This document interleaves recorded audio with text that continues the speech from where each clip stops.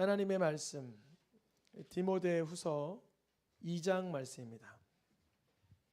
디모데후서 2장 20절, 21절 두 절의 말씀입니다. 한 절씩 읽겠습니다. 디모데후서 2장 20절, 21절 말씀입니다. 제가 먼저 한 절 읽겠습니다.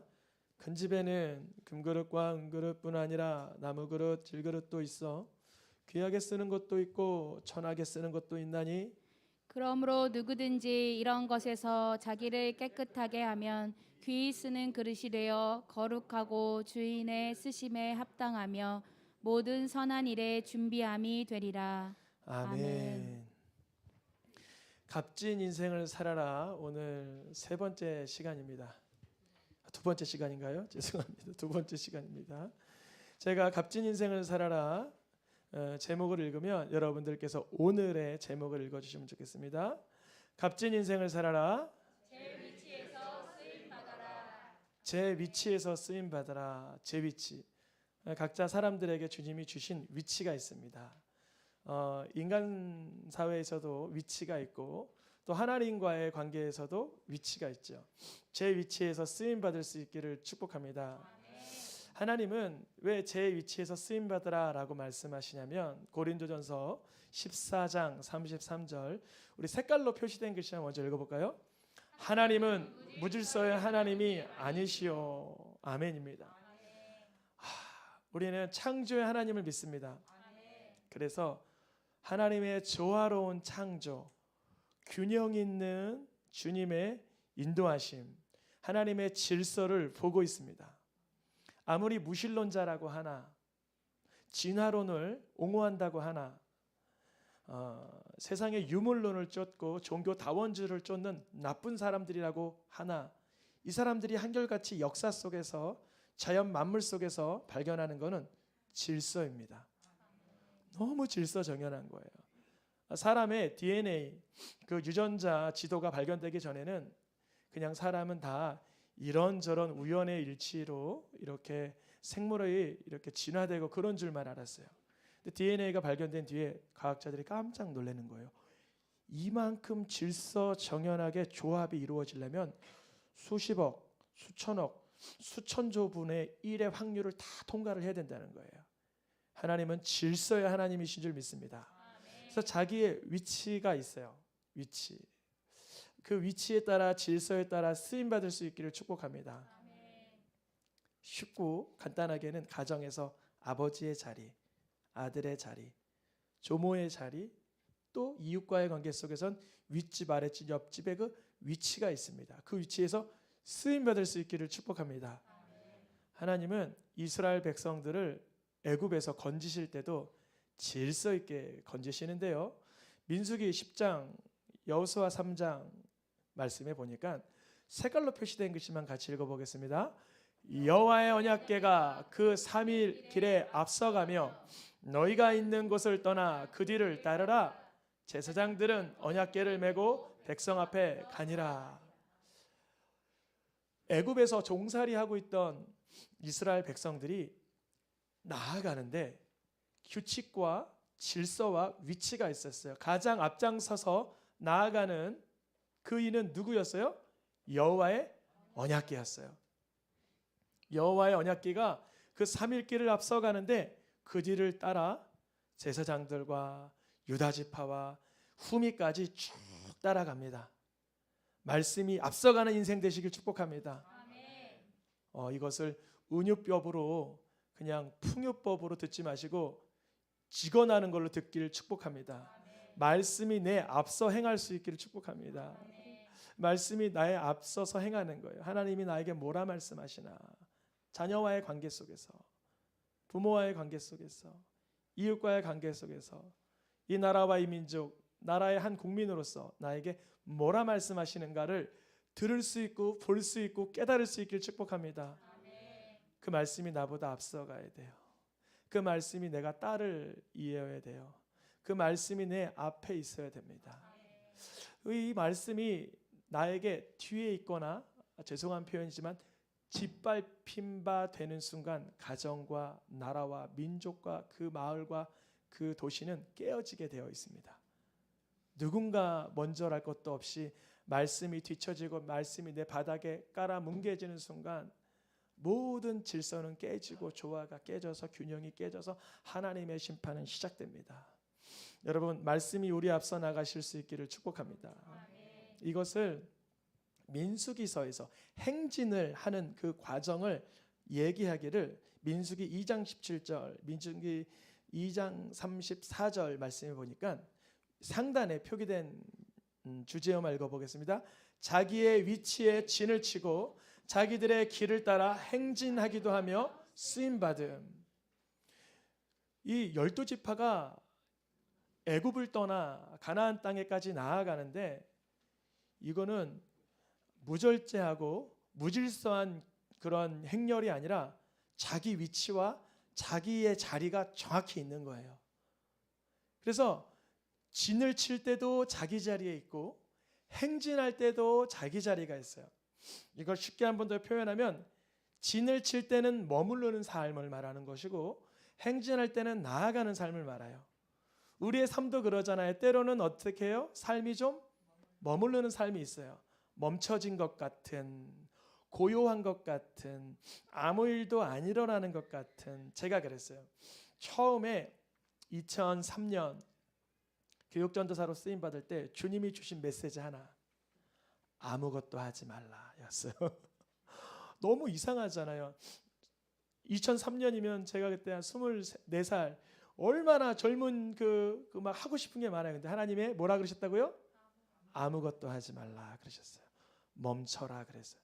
멈추니까 뭘 보게 돼요? 움직이는 걸 보게 돼요. 내가 움직이면 상대방이 어떻게 움직이는지를 캐치할 수가 없어요.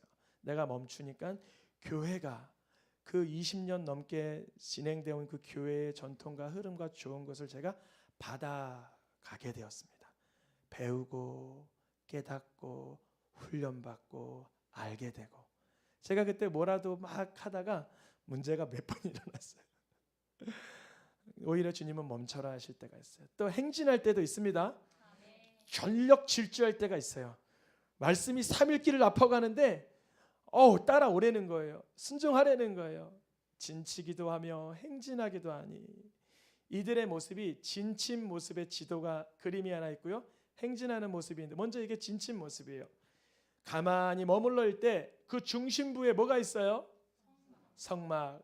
혹시 성막 가운데 뭐가 있어요? 여기엔 표기 안 되는데 지성소 가운데 뭐가 있어요? 맞아요. 언약궤. 언약궤 박스 안에는 그 아크 안에는 뭐가 있을까요? 말씀이 있는 거예요. 우리 삶이 멈출 때 그 구심점에 말씀이 있기를 축복합니다. 말씀이 구심점에 있는 사람은 그 삶이 어떻게 나아가야 될지 그 다음 순서가 준비되고 있는 순간입니다. 선입지파 유다를 위시하여서 쭉 북쪽에 단지파까지 주님은 이러한 형태로 머물러라 라고 말씀하세요.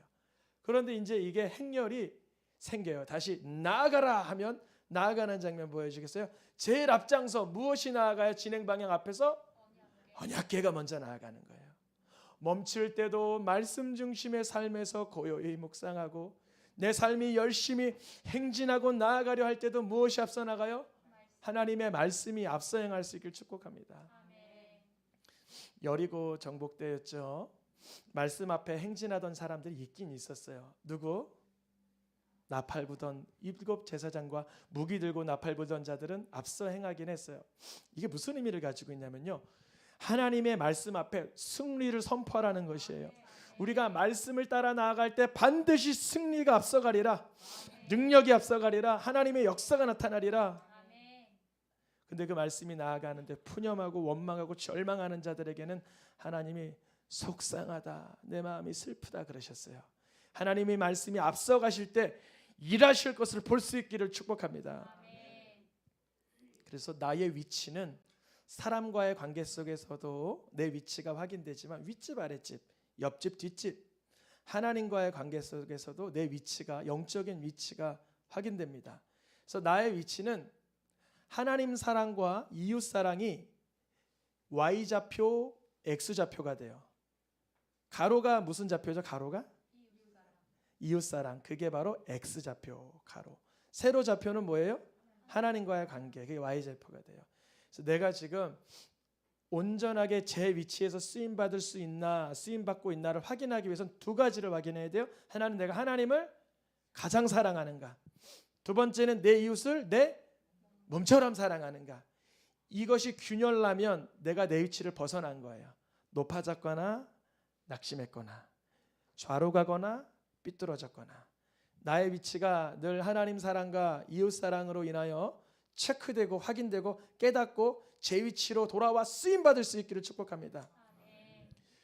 우리가 이 행진하는 모습, 지파별로 놓여 있는 모습을 보면서 그러면 자기의 위치를 벗어난 사람들은 어떻게 되는 것인가?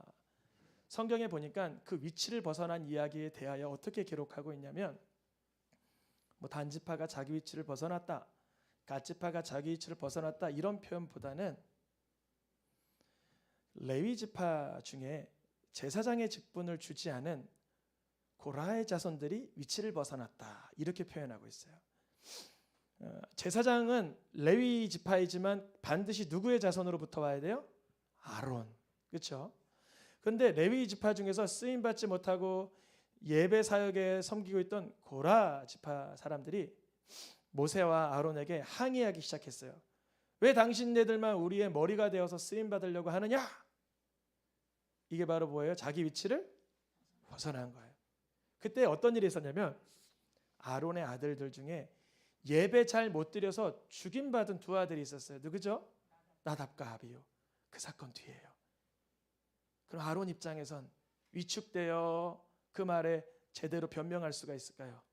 위축될 수밖에 없어요. 니네 아들 술 먹다가 예배 드리다가 다 죽었잖아. 우리가 좀 순대는데 왜 뭐 어때 어쩌라고 막 이랬어요. 그것도 고라 자손 스스로 그런 게 아니라 저기 다단과 아비람이 가장 장자 지파가 어디죠?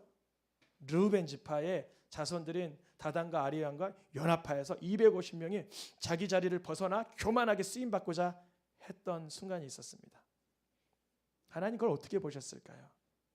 하나님 사랑과 이웃 사랑이 XY 좌표가 되는데 아론의 아픔에 함께 동참해 줘야 되는 그 순간 비방을 했죠. 아론의 아들들이 죽임당할 때 같이 그 애통하는 마음이 있는 것이 아니라 우리가 쓰임 받겠다고 나서는 그들의 모습은 하나님 이렇게 말씀하십니다. 그들 보러 향로를 가지고 그 각각의 향로를 들고 나와라 그래요. 그래서 나답과 아비후가 죽은 것처럼 누가 죽어요? 그 고라 자손들이 200, 그들이 가족과 그 집 일가가 다 망하게 됩니다. 그렇다고 제가 아론의 두 아들들이 하나님께 온전한 불 드리다가 예배 잘 드렸다라고 옹호하는 게 아니라, 누군가 리더십이 잘못하여도 그것에 대해서 비방하고 교만하게 내가 낫다라고 하는 순간 하나님은 그 사람도 더 끔찍하게 아파하시는 것입니다. 여러분, 우리가 제 위치에 쓰임 받을 때 다른 사람의 위치로 인하여 핀잔을 주거나 판단을 하거나 교만하게 선포하지 않기를 축복합니다. 나의 위치는 늘 하나님은 내가 그리스도 안에서 사랑하는 것이고, 이웃의 허물과 연약함, 그 죄가 보이지만 불쌍히 여기는 마음 가운데 쓰시는 줄 믿습니다. 그래서 제 위치에서 쓰임받는 사람들과 쓰임받지 못한 사람들의 특징을 한번 그 사람들의 이름들을 나열해 봤어요. 여러분, 제 위치에서 쓰임받는 사람, 또 제 위치를 벗어난 사람 이름들이 있죠. 혹시 쓰임받는 사람들의 이름 중에 왕이 있습니까? 왕이 있죠. 그럼 제 위치를 벗어난 사람 중에 왕이 있습니까? 왕이 있어요. 제 위치에서 쓰임받은 사람 중에 예수님의 제자 있습니까? 바울 있죠. 나도 예수의 제자라, 나도 사도라, 자기의 사도권을 주장하잖아요. 그럼 제 위치를 벗어남 중에 예수님을 스승으로 둔 제자 있습니까? 있어요. 여기서 말한 위치에서 쓰임받고 벗어남은 직분 자체를 말하는 게 아니에요. 왕도 있고 사도도 있고 아들도 있고 야곱의 12 아들도 있고 첫사람 아담의 아들도 있고 위에도 있고 아래도 있어요. 내가 어느 직분으로 어느 혈통으로 태어나 어디에 있느냐가 중요한 것이 아니라 하나님과의 영적인 관계, 영적인 내 상태가 말씀으로 점검되는 사람과 그렇지 않은 사람의 차이입니다. 내가 지금 왕의 자리에 있습니까? 사도의 자리에 있습니까? 목회자의 자리에 있습니까? 어떠한 성도의 자리에 있습니까? 하나님과의 관계, 이웃과의 관계가 말씀으로 분명할 수 있기를 축복합니다. JSC에서 쓰임받은 사람들의 특징은 충성을 합니다. 누구께 대한 충성일까요? 맞아요. 이건 정답이면서 너무 중요해요. 저는 나름 부교육자 생활을 오래 했어요. 한 10년 이상 오래 하다 보니까 깨달은 게 한 가지 있어요. 사람 보고 사역하는 게 아니라 하나님 배우고 살아가는 거예요. 그럴 때 어떤 역사가 일어나냐면 사람의 연약함도 긍휼히 여겨지고 존경할 수 있는 능력이 부어집니다. 왜냐하면 사람은 다 죄인임을 깨달을 수밖에 없는 존재예요. 다 허물이 있어요. 김나훈 목사, 가까이 오면 갈까이 올수록 죄가 많을까요? 가까이 오면 갈까이 올수록 죄가 없을까요? 가까이 오면 가까이 올수록 죄가 많고 뭐 이렇게 허물이 많습니다. 그러나 누구를 하나님께 충성하려 하는 자들에게는 그 모습이 긍휼히 여겨지는 거예요. 충성의 끝자락은 뭐예요? 헌신입니다. 난 여기까지 충성인데 얼마나 더 충성하라고, 얼마나 더요? 헌신까지, 나를 드리기까지. 부교육자 생활 때 한 번 이런 경험이 있어요. 눈이 많이 오는 날이었어요. 잘못했다간 옥상에 올라가면 떨어져 죽을 날이에요. 근데 그날 어떤 행사가 있어서 그 일을 감당해야 돼요. 다른 전도사님들도 있고 다른 교육자도 있지만 누가 올라가야 되는 거예요? 내가. 눈물을 먹고 거기서 올라가 울었어요. 주님, 죽어도 순교잖아요. 주님이 하십니다. 그러나 JH를 벗어난 사람들은 충성하지 않아요. 방종합니다. 방종하는 사람들은 자기가 방종한다 여길까요? 충성한다 여길까요? 방종하려면 에너지가 많이 필요해요? 에너지가 안 필요해요? 방종하려면 엄청난 에너지가 필요합니다. 우리 어린아이들 가끔 좀 이렇게 자유로이 노는 모습을 보고 어른들이 너 왜 이렇게 뛰다니니? 너는 뭐 에너지가 넘치니? 그러잖아요. 충성할 때도 말씀을 향한 에너지가 필요하지만 사실 방종하는 그 자신, 내가 이렇게 에너지를 쓰는데 내가 이렇게 충성하는데 라고 여긴다는 거예요. 그러다가 자기가 마음에 들지 않으면 헌신해요? 대충해요? 대충. 그러다 누가 뭐라 그러면 교만하고 거짓으로 자기를 가리고. 이 사람들의 특징이 하단에 써있는 이 유다와 아합과 여로보암과 수많은 위치를 벗어난 사람들의 모습이었다면 결국 헌신하다가 다윗과 모세, 수많은 이들은 겸손할 수밖에 없는 이유가 뭐예요? 헌신하다 보니까 죄를 깨달아요. 결국 다윗도 자기의 죄, 성령이 내게서 떠나게 하지 마소서. 바울도 죄인 중에 개수가 여기 있다. 모든 쓰임 받는 사람들은 자신의 죄와 허물을 깨달아가는 거예요. 위치를 벗어난 사람들은 자신의 죄는 전혀 안 보이고 남의 죄가 보여서 강팍하게 될 수밖에 없습니다. 주님 앞에 무릎 꿇고 정직하게 두 손 들고 천부의 의지 없어서 제가 주님께 옵니다라고 고백하는 자들은 JH에서 쓰임 받는 자들인 줄 믿습니다. 그가 바로 JH에서 쓰임 받은 모세를 향하여 히브리서와 민수기에서는 이렇게 말합니다. 모세, 히브리서와 민수기 12장 7절입니다. 민수기 12장 7절. 분홍 글씨 말고 보겠습니다. 그는 내 온 집에 충성함이라. 이 모세가 하나님께 충성할 때 무슨 직분을 버렸어요? 왕자의 직분을 버려요. 때로는 세속적으로 내게 더 이득될 만한 자리를 내려두는 거예요. 또한 하나님의 말씀을 충성한 갈렙, 그때 갈렙이 하나님의 말씀을 신뢰하지 못하는 상황이 펼쳐졌어요. 갈렙 주변을 둘러싼 수많은 이들은 다 부정적인 말들을 하고 있었어요. 여러분 가정에서 누군가 부정적인 말, 여러분 회사에서 누군가 부정적인 말, 우리 새생명교회에 누군가 부정적인 말이 오갈 때 하나님의 말씀 앞에 충성하는 갈렙과 같은 사람이 있기를 축복합니다. 그때 주님이 역사하시는 거예요. 갈렙도 충성하고 모세도 충성했는데 하나님 앞에 무흠하게 흠없고 아무런 결점 없게 충성하신 분 누구시죠? 예수 그리스도이십니다. 성경의 마지막 요한계시록에서 예수님에 대해서 이렇게 말씀하십니다. 요한계시록 1장 5절 3장 14절 말씀에 색깔로 표기된 거 한번 읽어보겠습니다.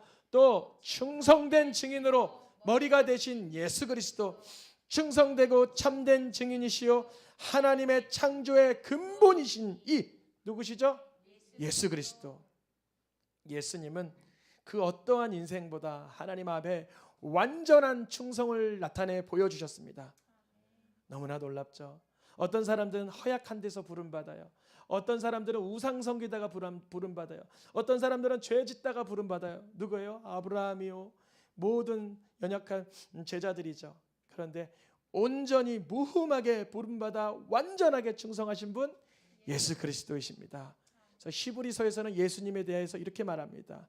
히브리서 5장 8절과 빌립보서 2장 6절에 예수님은 원래 누구와의 본체시나 하나님의 본체시나, 이단들이 여기서 떨고 다 도망가는 거예요.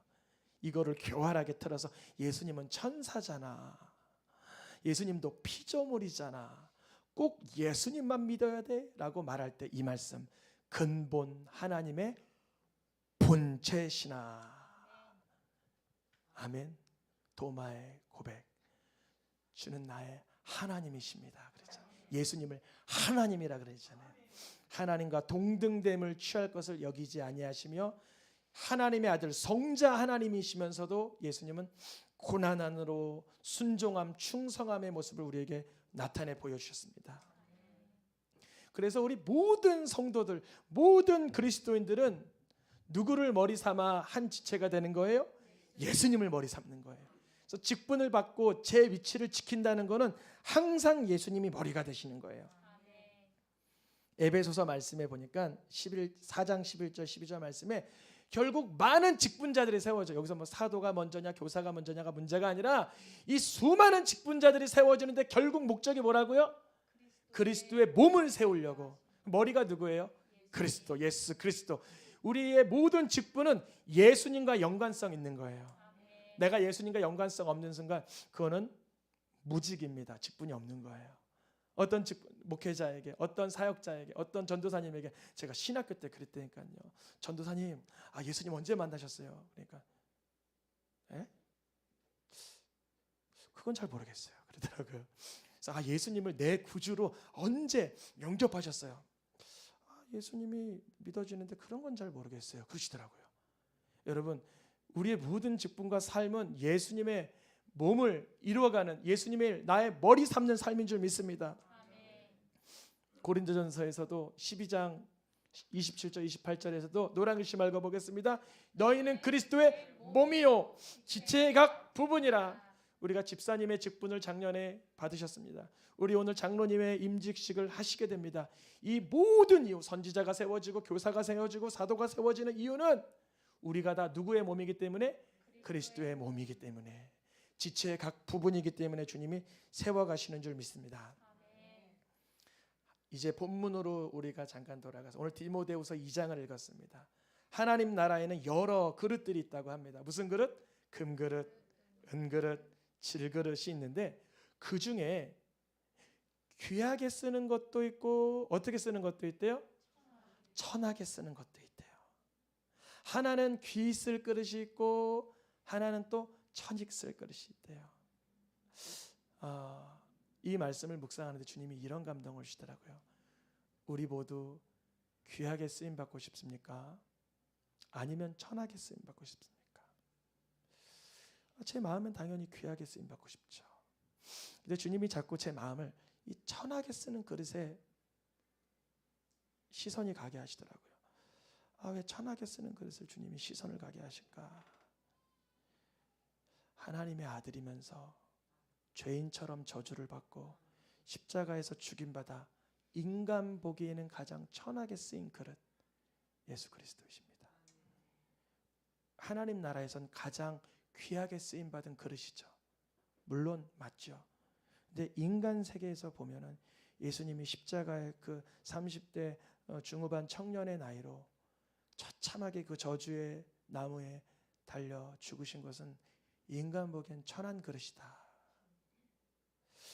우리 새생명교회 우리가 보기에 어떤 분은 귀하게 쓰임받는 것 같고 어떤 분은 천하게 쓰임받는 것 같아요. 평가하지 않기를 축복합니다. 하나님 나라에서는 알 수가 없는 거예요. 누군가 바닥을 닦을 때, 누군가 앞에서 드러나지만, 누군가 앞에서 조용히 섬길 때, 누군가 뒤에서 드러날 수도 있지만 누가 천하고 귀한 줄을 알 수가 없다는 거예요. 마치 과부의 두렙돈처럼 주님만 아시는 줄 믿습니다. 예수님은 오히려 가장 천하디 천하게 그런 삶으로, 그런 사역으로 쓰임 받으시죠. 우리가 그래서 온전하게 이 땅을 살아가면서 제 위치에서 쓰임 받기 위해서는 예수님을 내 구주로 만나야 돼요. 이 인간 형편에 보기엔 천하게 쓰임 것 같은 예수님을 나의 그리스도로 만나야만 온전하게 쓰일 수 있는 줄 믿습니다. 디모데후서에서 이렇게 말씀하세요. 2장 21절에 노란 글씨만 읽어보겠습니다. 누구든지 자기를 깨끗이 하면 귀 쓰는 그릇이 된대요. 자기를 뭐 하라 그래요? 그 나를 깨끗이 한다는 게 뭘까요? 우리 히브리서 말씀 색깔로 표시된 것만 읽어보겠습니다. 피를 섬기는 일에 쓰는 모든 그릇에 뿌렸느니라. 하나님 나라에 쓰임받는 그릇에는 다 뭐가 뿌려져요? 피가 뿌려지는 거예요. 나는 예수님의 피가 나에게 뿌려졌다. 아멘. 예수님의 피가 뿌려지지 않은 그릇은 안타깝지만 금그릇이라도 쓰임받을 수가 없는 거예요. 하나님 편에서는 더럽기 때문에. 그가 아무리 호화롭고 명예롭고 권세자며 능력 있고 출중해도 혹시 예수님의 피가 무엇인지 아십니까? 라고 물어봤을 때 잘 모르는데요 라고 하면 쓰임받을 수 없는 것입니다. 온전히 피가 섬기는 일에 쓰는 모든 그릇에 뿌려질 때 쓰는 줄 믿습니다. 그 피는 예수 그리스도의 보혈을 말합니다. 예수님의 피가 우리 가운데 뿌려져야만 하나님 나라 편에 쓰임받을 수 있는 줄 믿습니다. 그게 바로 X좌표, Y좌표를 정확하게 우리가 자리 잡기 위해서는 예수님의 피가 나에게 뿌려져야 되는 거예요. 이웃사랑함의 규모가 예수님의 피가 뿌려질 때 확장됩니다. 예수님의 피가 뿌려질 때 하나님에 대한 사랑의 확증이 분명해집니다. 우리의 위치가 어디입니까? 예수님을 벗어나서는 쓰임받을 수 없는 것을 깨달을 수 있게 축복합니다. 오늘의 마지막 말씀 요한복음 말씀 읽고 마치겠습니다. 색깔로 표기된 거 읽어볼까요? 내게 붙어있어 내 안에 거하라. 아멘. 우리가 내 위치, 제 위치에서 쓰임받기 위해서는 예수님에게 붙어있어야 되는 거예요. 주님 그 피를 내게 뿌려주세요. 주님 내가 예수님을 구주로 만나게 해주세요. 내가 예수님 안으로 들어가게 해주세요. 내가 예수님 밖으로만 나오면 풍랑이는 파도 속에 빠져들어갈 수밖에 없어요. 노아가 홍수날 때 나오지 못한 것처럼 우리가 예수님 안에 있으면 나오지 않아도 돼요. 내가 나가지 않아도 주님이 역사하십니다. 주님이 먼저 나가 일하시는 거예요. 말씀이 앞서 가시는 거예요. 제 위치에서 쓰임받기 위해서는 오직 하나, 예수님을 나의 구세주로 만나 늘 그 안에 거할 수 있기를 축복합니다. 우리 찬양하며 기도하겠습니다.